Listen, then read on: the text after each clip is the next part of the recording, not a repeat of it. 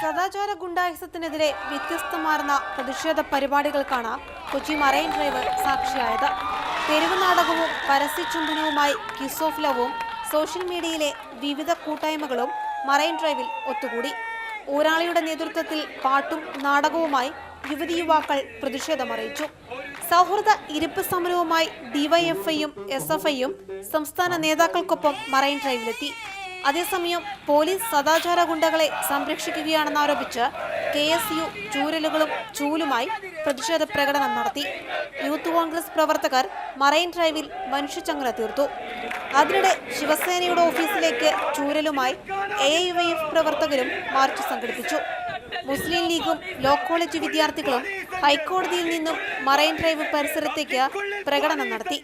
സദാചാര ഗുണ്ടായുസത്തിനൊപ്പം ചുംബന സമരത്തെയും എതിർക്കുന്നുവെന്ന് പ്രഖ്യാപിച്ച് BJP യുവമോർച്ച പ്രവർത്തകരും മറൈൻ ഡ്രൈവിലെത്തി.